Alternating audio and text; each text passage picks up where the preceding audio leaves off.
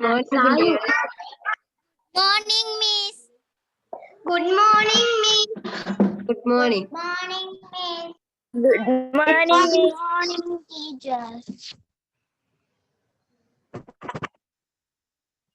நாங்கள் இன்றைக்கு எம்மை சூழவுள்ள பிராணிகள் அலகு 3 அலகில இருக்கிற எம்மை சூழவுள்ள பிராணிகள் என்ற அலகை நாங்கள் இப்ப பார்ப்போம்.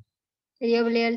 பிராணிகளை எந்தெந்த வகையில நாங்கள் வகைப்படுத்தலாம் என்று சொன்னா பிராணிகளை நாங்கள் எந்தெந்த வகையில வகைப்படுத்தலாம்?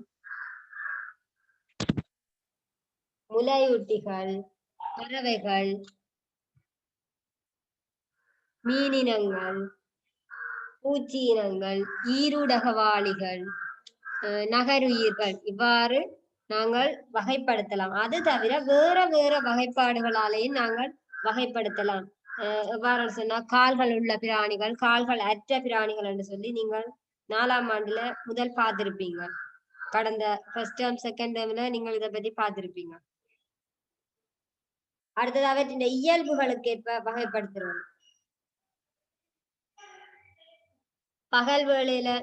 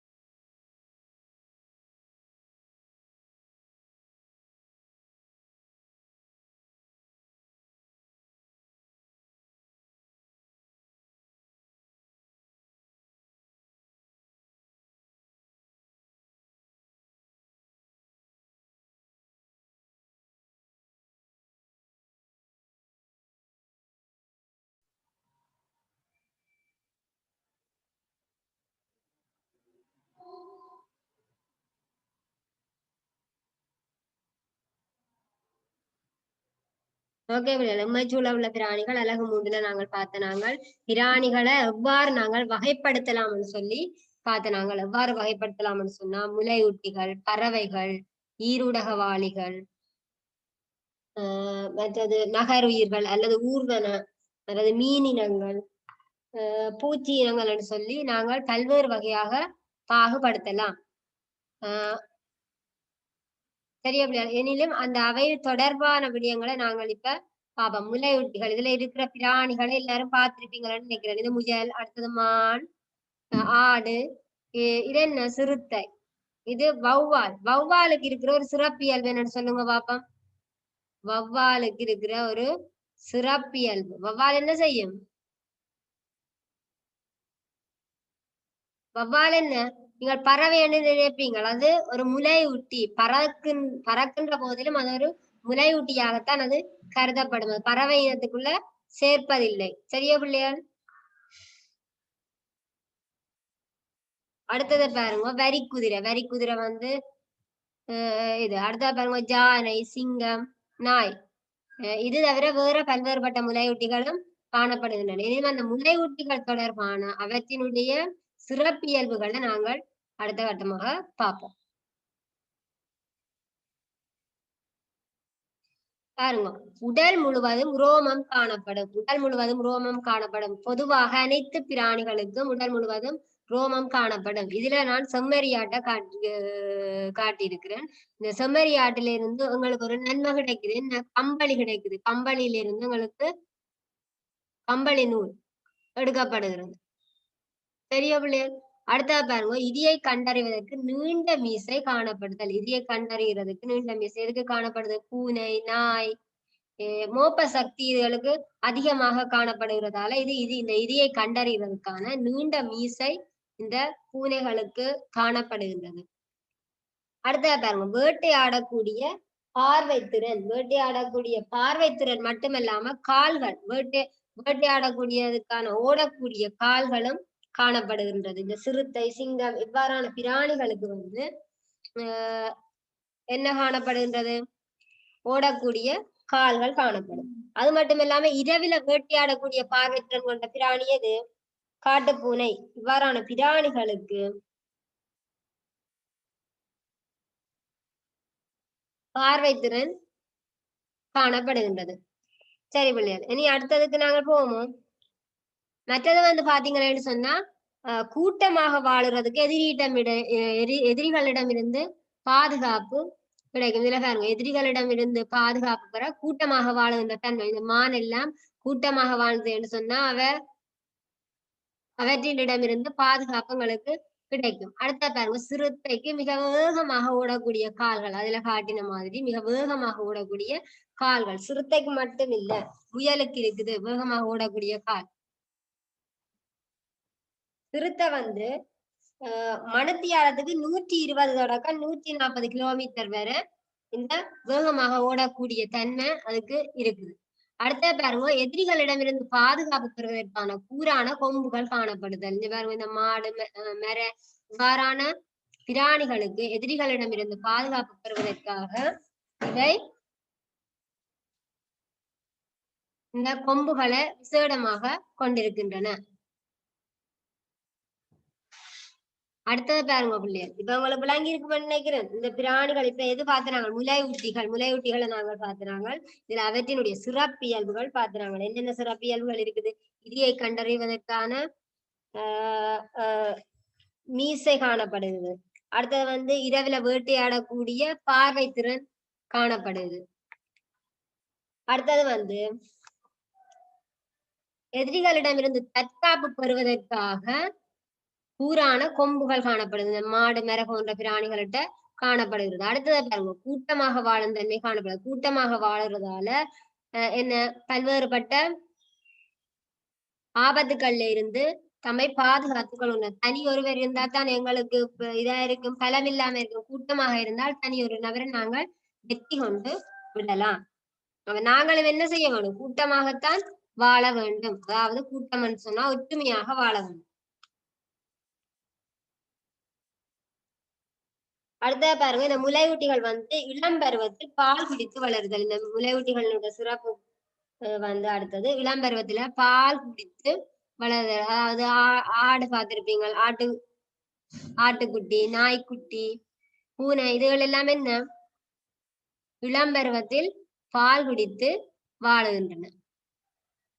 சரி, இனி நாங்கள் அடுத்ததுக்கு போவோம். அடுத்த பாருங்க, பறவைகள். இதுல இருக்கிற பறவைகள் இது வந்து என்ன? காட்டுக்கோழி. இதுதான் எங்களுடைய இலங்கையினுடைய தேசிய பறவை என்று சொல்லுவாங்க. அடுத்த இந்த காகத்தை பாருங்க. காகத்துக்கு இருக்கிற ஒரு பண்பு என்ன? ஒற்றுமையாக வாழ்றது, அதாவது கூடி உண்ணுகின்ற பண்பு. அடுத்த பாருங்க, இது என்ன? மரங்கொத்தி. இந்த மரங்கொத்தி வந்து விசேடமான இயல்பு வந்து இந்த மரத்தை கொத்தக்கூடிய ஒரு சிறப்பான ஒரு வலிமையான ஒரு அழகை கொண்டிருக்கின்றது.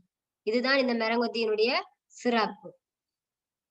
அடுத்த பாருங்க, இந்த வாத்துக்கு இருக்கிற என்ன சிறப்பு இயல்பு? தண்ணீர நனைந்தாலும் அவற்றினுடைய உடல் நனையாத வகையில அவற்றினுடைய சிறகுகள் காணப்படுகிறது. அந்த சிறகுல வந்து ஒரு மெழுகு போன்ற ஒரு படை காணப்படுவதால அவை தண்ணீரில் நனைவதில்லை. அடுத்த பாருங்க, கொக்கு என்ன செய்கிறது? குளக்கரைகள்ல அல்லது ஆத்தங்கரைகள்ல போய் மீன் பிடிக்கிறதுக்காக இருக்கின்றது. இது ஒற்றை காலில தான் இது பொதுவாக மீன் பிடிக்கணும்னு சொன்னா ஒற்றை காலில நின்றுதான் இந்த கொக்க சொல்றது. ஒற்றை காலில தவம் இருக்கிற பறவைன்னு சொன்னா இது கொக்கு. அடுத்த பாருங்க, நாகனவாய். இது மைனான்னு சொல்லுவீங்க இந்த பறவை. அடுத்தது பெண்குயில்.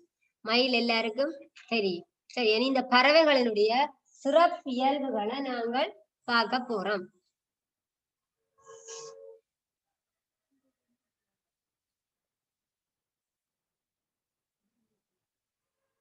அடுத்த பாருங்க, சிறப்பியல். உடலை மூடி சிறகுகள் காணப்படுதல். உடலை மூடி சிறகுகள் காணப்படுதுன்னு சொன்னா இது கொக்குக்கு மாத்திரம் இல்ல, பல்வேறுபட்ட எல்லா பிராணிகள் சொல்ல பறவைகளுக்கு பொதுவாகவே இந்த உடலை மூடி அவற்றுக்கு சிறகுகள் காணப்படும். அடுத்த வந்து அநேகமான பறவைகளுக்கு பறப்பதற்காக ஒரு சோடி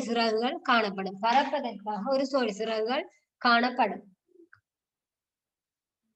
பெரிய பிள்ளையர். அடுத்த பாருங்க, இதியை கண்டறிவதற்கு கூரிய கண் பார்வை திறன் காணப்படுதல். இந்த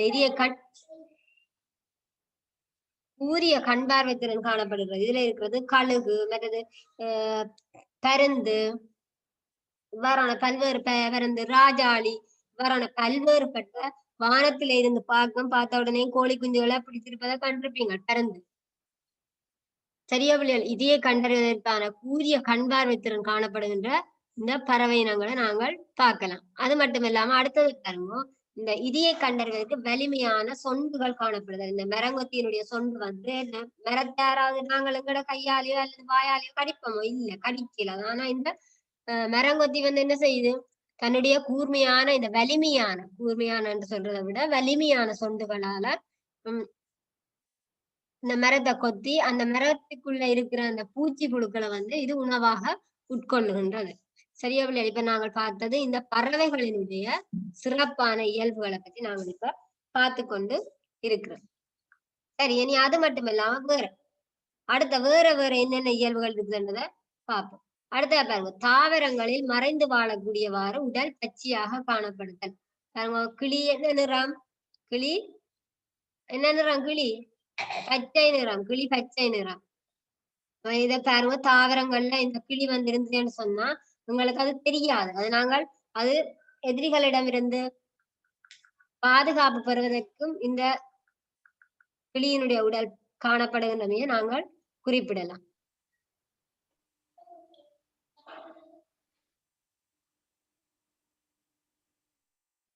அடுத்த பாருங்க, சிறகுகள் நனையாதிருக்க மெழுகுப்படை காணப்படுதல். இதுல இருக்கிற இந்த வாத்தை பாருங்க, வாத்து நீந்துது, தண்ணிக்குள்ள நீந்துதானா? நீந்தினாலும் அவற்றுக்கு என்ன நனையாது. நாங்கள் போய் தண்ணிக்குள்ள இறங்கினவேன்னு சொன்னா உங்களுடைய உடல் அமைப்பு வந்து நனைஞ்சிடும். ஆனா இந்த வாத்துக்கு வந்து ஒரு விசேடமான இயல்பு, சிறகுகள் வந்து நனையாமல் இருப்பதற்காக மெழுகு போன்ற படை அமைப்பு காணப்படுகின்றன.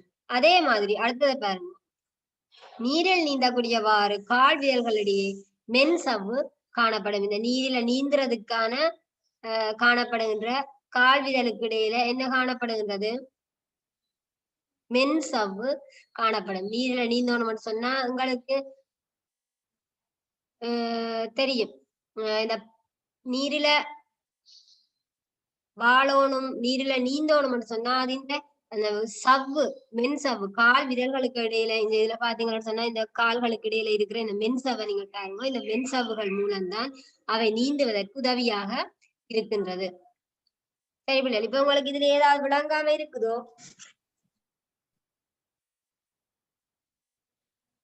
அது மட்டும் இல்லாம மின்சவண்டா இந்த கால் விரல்களுக்கு இடையில இருக்கிற இந்த கால் விரல்களுக்கு இடையில இருக்கிற இந்த சவ்வத்தான் சொல்றது மென் சவ். இதுல இருக்கிற இந்த பறவையினுடைய இது பாருங்க, இந்த தாராவினுடைய மென் சவ்வ பாருங்க.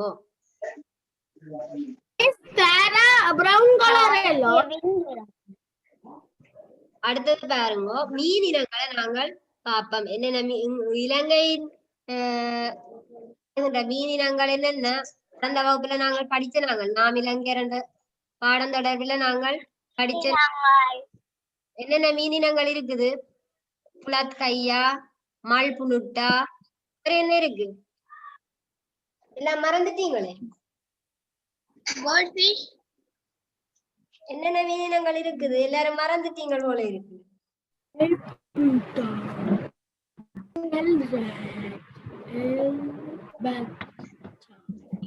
என்னன்னு சொல்லுங்க பிள்ளைய.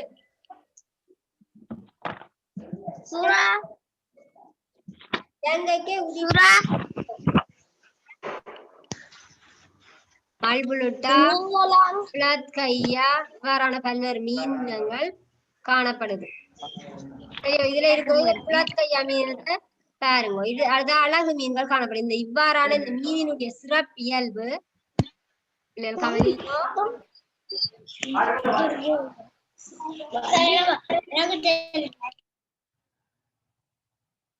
மீன் இனங்களினுடைய சிறப்பியல்பு ஒன்று நீரில் நீந்தக்கூடியவாறான செட்டைகள் காணப்படும். இந்த நீரில நீந்தக்கூடியவாறான செட்டைகள் காணப்படும். பாருங்க, இந்த இதுல இருக்கிற இந்த செட்டைகள் மூலம்தான் அவை நீந்துகின்றன. அடுத்த பாருங்க, தண்ணிக்குள்ளேயே இருந்து அவை சுவாசிக்கின்றன. நாங்கள் தண்ணிக்குள்ள இருந்த விட சுவாசிப்போமோ? முக்குளிச்சு எங்களுக்கு ஏலாம போயிடும். ஆனா இந்த மீன்கள் என்ன செய்யுது? அதையே வாழிடமா அது வந்து தண்ணிக்குள்ளே இருந்து அவை சுவாசிக்கின்றன. அடுத்த பாருங்க, இது சுவாசிப்பதற்குரிய அங்கம். பூவின் மூலம்தான் இந்த மீனினங்கள் சுவாசிக்கின்றன. சரி பிள்ளையார், இப்ப மீனினங்களுடைய சிறப்பியல்பு பார்த்திருக்கிறோம். நீரில் நீந்தக்கூடியவாறான செட்டை காணப்படும். அடுத்த என்ன, சுவாசிப்பதற்குரிய சுவாச அங்கம் வந்தது பூ, அதனுடைய உறுப்பு பூ. சரி, இனி நாங்கள் அடுத்த விஷயத்துக்கு போவோம். ஊர்வன, ஊர்வன பாருங்க, ஊர்வன இந்த ஆமை. இந்த ஆமைக்கு வந்து பாதுகாப்புக்காக என்ன இருக்குது, ஓடு காணப்படுது. ஆமையும் நத்தையும் என்ன பாதுகாப்புக்காண்டி அவற்றுக்கான உடலமைப்புல வந்து ஓடு காணப்படும். ஏதாவது எதிரிகளை கண்டு என்று சொன்னா இந்த நத்தை தலைய உள்ளுக்கு இழுத்துடும். இதால வெறும் பாறை மாதிரி ஒரு வெறும் கோது மாதிரி இருக்கிறதால அது எதிரிகிட்டே இருந்து தப்பித்துக் கொள்ளுகின்றது. அடுத்ததை பாருங்க, ஆமை. ஆமையும் அதே மாதிரிதான், கற்பாறை மாதிரி இருக்கும். ஆமை தலையை எடுத்துடும். ஏதாவது ஒரு ஆபத்து வருதுன்னு சொன்னா கற்பாறை மாதிரி இருக்கிற தன்னுடைய ஓட்டுக்குள்ள தலையை இழுத்துடும். தலையும் காலையும் இழுத்துதுன்னு சொன்னா வெறும் உங்களை பார்க்கும் போது அது வெறும் கற்பாறை மாதிரி இருக்கு. எனவே இவ்வாறு பல்வேறு வகையான உடலமைப்பை கொண்டிருப்பதால இவை எதிரிகளிடமிருந்து தப்பித்துக் கொள்கின்றன. அடுத்த பாருங்க, ஊர்வன. இதுல பல்லி. இந்த பல்லிக்கு இருக்கிற ஒரு விசேட அமைப்பு சிறப்பியல்பு என்னன்னு சொன்னா, இந்த பல்லி வந்து சுவரில ஒட்டி பிடித்திருக்கும். அந்த ஒட்டி பிடித்திருப்பதற்கான பாதம், விசேடமான பாதம் காணப்படும். அது மட்டும் இல்லாம இந்த பல்லியினுடைய வால் அறந்ததுன்னு சொன்னா, அதாவது துண்டிக்கப்பட்டதுன்னு சொன்னா என்ன திரும்ப வளரும் அந்த வால், பல்லியினுடைய வால். பெரிய பிள்ளைகள் அடுத்த பாருங்க, விசேட பாதம் காணப்பட்டிருக்கு. நாங்கள் இப்ப சுவரில பல்லிய மாதிரி போலாம் ஏறிக்கொண்டு, இல்லையேன எல்லாட்ட வீட்டையும் பள்ளி இருக்குத்தானே, தெரியுமா எல்லாருக்கும் பள்ளியே? ஓம் என்ன பள்ளி இருக்கு டீச்சர்? இனி அடுத்த பாப்போம். இந்தால இருக்கிறது என்ன, பாம்பு. பாம்புண்டா எல்லாருக்கும் பயமோ? யாருக்கு பாம்புக்கு பயம் இல்ல?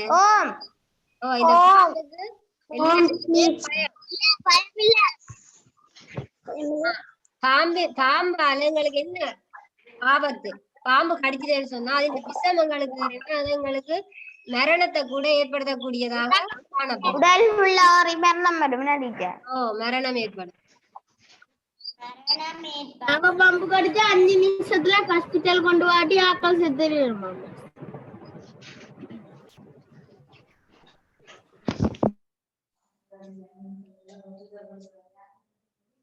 அடுத்தது பாருங்க, முதலை. முதலை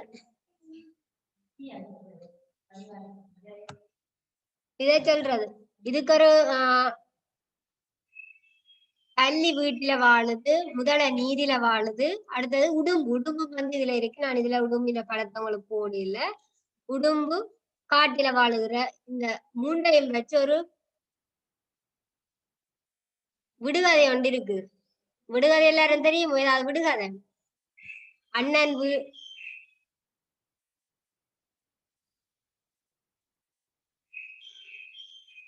அண்ணன் வீட்டில தம்பி காட்டில இளைய தம்பி நீரில் சொல்லி ஒரு விடுகதை ஒன்று இருக்குது. அதுக்கு என்ன, இந்த முதலை உடும்பு பள்ளின்னு சொல்லி அதுக்கான விட வரும். அடுத்தது நாங்கள் இனி பாப்போம். இந்த ஊர்வன இவற்றினுடைய இயல்புகள். இந்த பாம்புக்கு விஷம் இருக்குது, இந்த நத்தை இதுகளுக்கு எல்லாமே ஓடி இருக்கு, விசேடமான ஓடி இருக்கு. பள்ளியினுடைய சிறப்பியல்பு அதனுடைய வால் துண்டிக்கப்பட்டாலும் திரும்ப புதிதாக உருவாகக்கூடிய உடலமைப்பை கொண்டிருக்கு. அது மட்டும் இல்லாம சுவரில ஒட்டி கொள்ளக்கூடிய பாதம். சரி பிள்ளைகள், இனி அடுத்த இவற்றினுடைய சிறப்பியல்புகளை நாங்கள் பார்ப்போம். பாருங்க, சிறப்பியல்புகள். மேற்பரப்பில் ஒட்டி இருப்பதற்கு விசேட பாதங்கள் காணப்படுது. சொன்ன மாதிரி இந்த விசேட பாதம் என்ன காணப்படுகின்றது, இந்த மேற்பரப்பில் ஒட்டி இருப்பதற்காக இந்த விசேட பாதம் காணப்படுகின்றது. இது பள்ளி. அது மட்டும் இல்லாம இதனுடைய வால் வந்து துண்டிக்கப்பட்டால் அது திரும்ப புதிதாக தோற்றம் வரும். அடுத்ததை பாருங்க, பாம்புகளுக்கு இரியை கண்டறிவதற்கு கட்சவி காணப்படும். பாம்புகளுக்கு இருக்கிற விசேட இயல்பு கட்சவி காணப்படும். அடுத்தது தாம் எதிரிகளிடமிருந்து பாதுகாப்பு பெறுவதற்காக இவை என்ன விஷத்தை கொண்டிருக்கின்றன.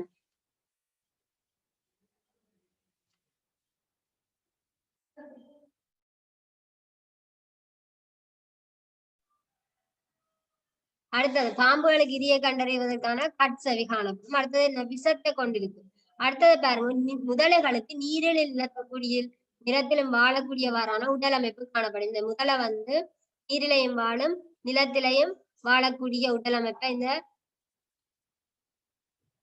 முதலை கொண்டிருக்கின்றது.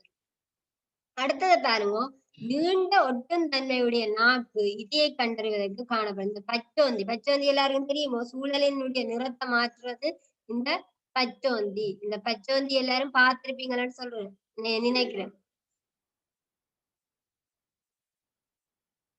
அடுத்தது சூழல்ல வந்து இப்ப மரங்கள் ஏறி இருக்கு, அது மரத்தினுடைய நிறத்தை காட்டும்.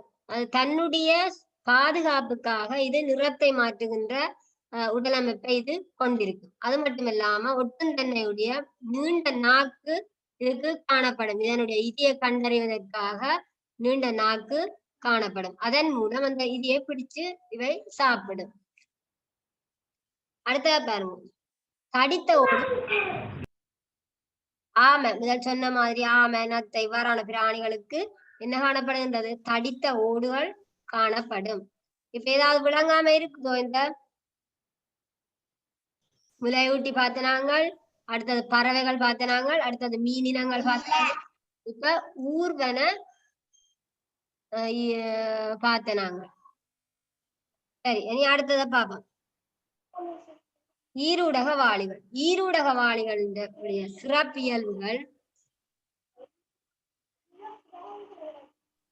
ஈரூடக சிறப்பியல்புகள்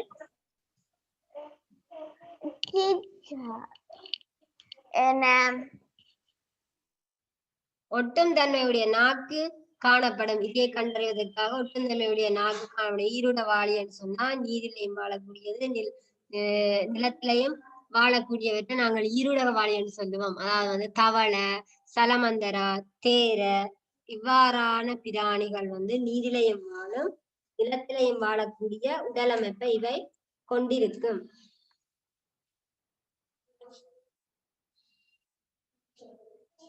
அது மட்டும் இல்லாம இந்த சில தவளை இனங்களினுடைய உடல்ல வந்து நச்சுத்தன்மை காணப்படுது. எதிரிகளிடமிருந்து பாதுகாப்பு பெறுவதற்காக இவற்றினுடைய உடல் அமைப்புல வந்து நச்சு காணப்படும். இந்த நச்சு தன்மை காணப்படுவதால் எதிரிகளிடமிருந்து இவை பாதுகாப்பினையும் பெற்றுக்கொள்கின்றன. அடுத்தது பாருங்க ஈரழிப்பான தோல். இந்த ஈரழிப்பான தோல், நுரையீரல், வாய்க்குழி என்பவற்றின் மூலம்தான் இந்த இவை சுவாசிக்கின்றன. அது மட்டுமல்லாம இதன் இளம் நிலைகள் நீரிலையும் முதிர்நிலைகள் நீரிலும் நிலத்திலும் வாழும். இந்த ஆரம்ப கட்டம் வந்து நீரில தான் வாழும். பிறகு முதிர்ச்சி அடைந்து வரைக்குள்ள அவை அங்க நீரிலையும் வாழும் நிலத்திலையும் வாழக்கூடிய தன்மையை கொண்டிருக்கும். அப்ப நாங்கள் இந்த கூட்டத்துல வாழுற பிராணிகளினுடைய பொதுவான சிறப்பியல்புகளை இப்ப நாங்கள் பார்த்தாங்க. இனி அடுத்ததுக்கு போவோம். பூச்சி இனங்கள். பூச்சி இனங்கள் என்னென்ன இருக்கு? பூச்சி இனங்களை நாங்கள் என்னன்னு சொல்லுவோம்? பறந்து செல்லக்கூடிய பல்வேறு வகையான சட்டைகளை கொண்டிருக்கும். இவை சில நிலத்திலையும் வாழும், சில ஆகாயத்தில் பறந்து செல்லக்கூடிய உடலமைப்பை இவை கொண்டிருக்கும். அடுத்தது வந்து இவை வந்து 6 கால்களும் செட்டைகளும் கொண்ட பிராணிகள் என்று சொல்லி கொஞ்சத்தை வகைப்படுத்தலாம். அடுத்தது 6 கால்களை கொண்டதும் செட்டைகள் இல்லாதவை என்று சொல்லி இவற்றை வகைப்படுத்தலாம்.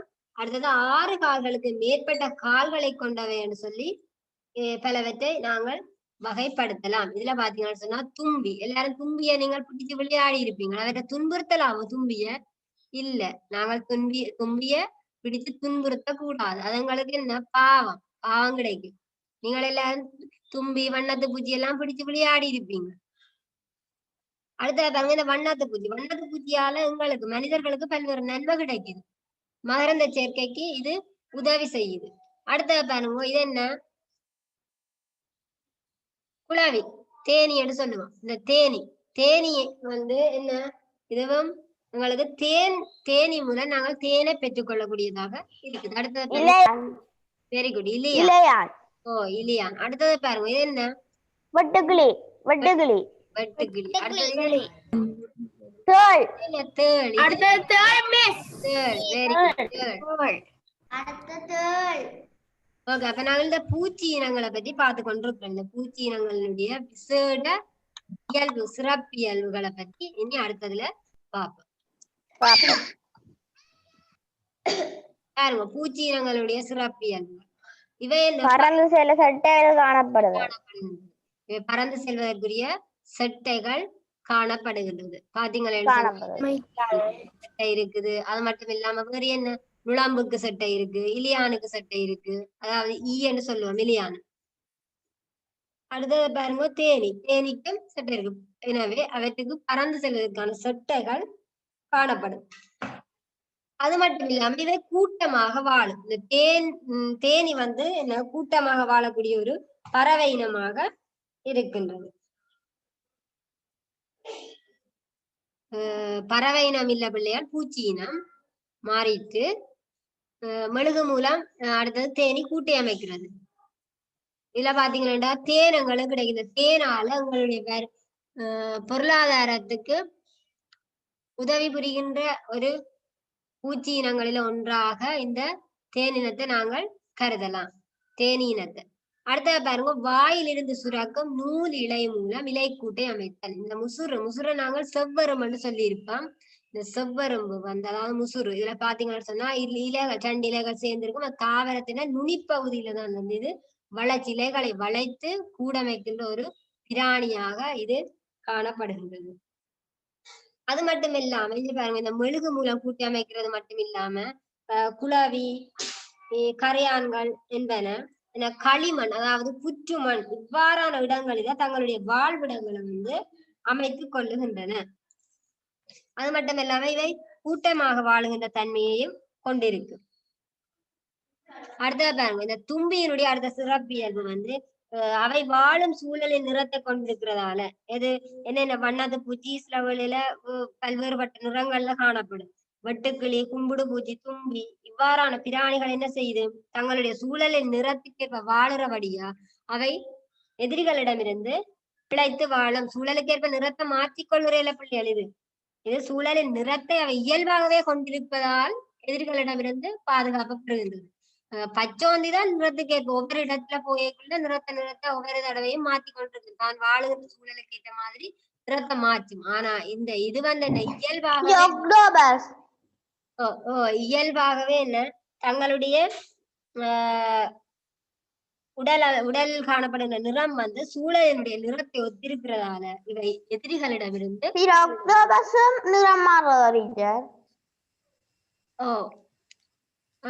என்பவற்றை இது கொண்டிருக்கு. எதிரிகளிடம் வந்து தப்பி பிழைத்து வாழுகின்றன. அடுத்த பாருங்க, 6 கால்களை கொண்ட பிராணிகள் அல்லது 6 கால்கள் இல்லாத பிராணிகள் என்று சொல்லலாம். மாறி சொல்லிட்டேன் பிள்ளையால். 6 கால்களை கொண்டது அதுக்கு சட்டை இல்லாம இருக்குது. இப்ப நாங்க பார்த்தது என்ன, தும்பிக்கு சட்டை இருக்கு, தேனிக்கு சட்டை இருக்கு, குளவிக்கு 6 கால் சட்டை இருக்கு. கரையான் என்ன, கரையான் ஈசலத்தான் கரையான்னு சொல்லுவோம். ஈசல் எத்தனை காலம் வாழும்? ஒரே ஒரு நாள் தான் ஈசல் வாழும்.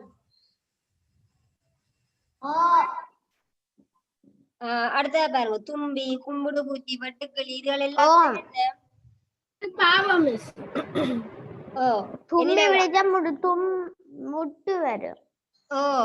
வருத்தங்கள் எல்லாம் அவங்களுக்கு வரும். அடுத்த பாருங்க, 6 கால்களை கொண்ட பிராணிகளும் செட்டைகள் இல்லாதவை.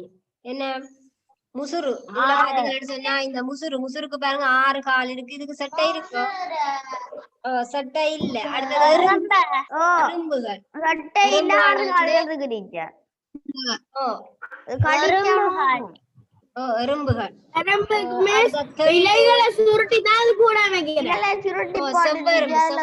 நாங்கள் முசுறுன்னு சொல்லுவோம். அவைதான்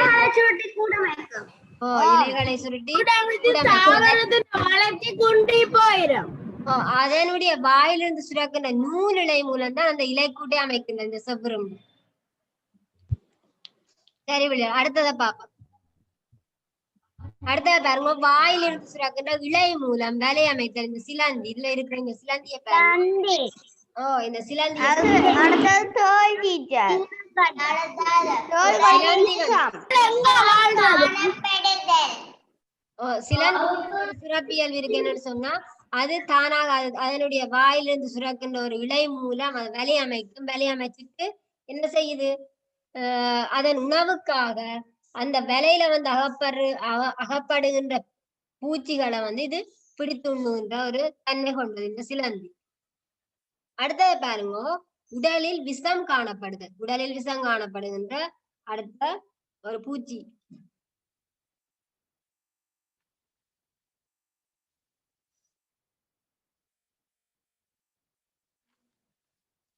சரியா பிள்ளையார்? உடலில் விஷம் காணப்படுகின்றது வந்து தேள். அடுத்தா பாருங்க, இதுல இந்த தேள் வந்து இந்த தேள் மரவட்ட இவ்வாறான பல்வேறுபட்ட இனங்கள் வந்து எதிரிகளிடம் இருந்து மரவட்ட தேள் என்பன விஷத்தை கொண்டிருப்பதால எதிரிகளிடம் இருந்து தாங்கள் பாதுகாப்பை பெற்றுக் கொள்கின்றன. சரி விழல், இதுவரைக்கும் நாங்கள் என்னென்ன முலையூட்டிகள் பார்த்திருக்கிறோம், ஊர்வன பார்த்திருக்கிறோம், ஈரூடக வாழிகள் பார்த்திருக்கிறோம், பறவைகள் பார்த்திருக்கிறோம். இவ்வாறான பல்வேறுபட்ட பிராணிகளின் இயல்புகள் அவற்றினுடைய இயல்புகளை நாங்கள் பார்த்திருக்கிறோம். அது மட்டுமல்லாம வேறு வகையான வகையிலும் இந்த பிராணிகளை நாங்கள் பாகுபடுத்தக்கூடியதாக இருக்கும். இரவு வேளையில நடமாடுகின்ற பிராணிகள், பகல் வேளையில நடமாடுகின்ற பிராணிகள், அடுத்தது வந்து கால்கள் உள்ளவை, 2 கால்களை கொண்டவை, 6 கால்களை கொண்டவை, அடுத்தது உரோமம் உள்ளவை, உரோமம் இல்லாதவை என்று பல்வேறு வகையில நாங்கள் பிரிக்கலாம். அது மட்டும் இல்லாம தாவர உண்ணிகள், ஊனுண்ணிகள், அனைத்து உண்ணிகள் இவ்வாறெல்லாம் இனியும் பார்க்கலாம். நாங்கள் இனி அடுத்த வகுப்புல இந்த இவற்றினுடைய மீதியை நாங்கள் பார்ப்போம். இந்த தாவர உண்ணி என்றா என்ன, விலங்குண்ணி என்று சொன்னா, ஊனுண்ணி என்று சொன்னா என்னன்னு சொல்லி அடுத்த வகுப்புல நாங்கள் பார்ப்போம். சரியாவில்லை? இப்ப இதுல உங்களுக்கான வினா விட போறேன். இந்த வினாவை நீங்கள் பார்த்து இதுக்கான சரியான விடிய என்னுடைய தனி வைபர் இலக்கத்துக்கு அனுப்பி வைங்க. குழுவில பதிவு செய்ய வேண்டாம். சரியாவில்லையர்? இதற்கான வினாவை நீங்கள் எழுதி கொள்ளுங்க.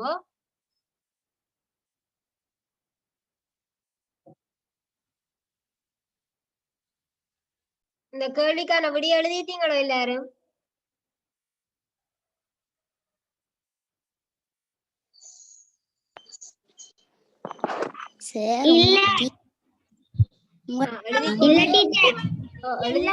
என்னுடைய தனியான வைபர் இலக்கத்துக்கு அனுப்பி விடுங்க பிள்ளைகள்.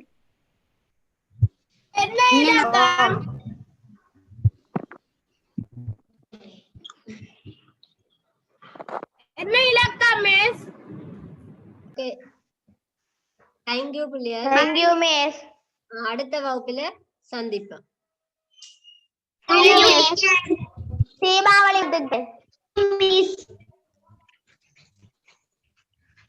உங்களுக்கும் தீபாவளி வாழ்த்துக்கள் டீச்சர். தீபாவளி வாழ்த்துக்கள் டீச்சர். தேங்க்யூ உங்களுக்கு தான். Thank you teacher. ஓகே, தேங்க்யூ பிள்ளைகள். Thank you teacher.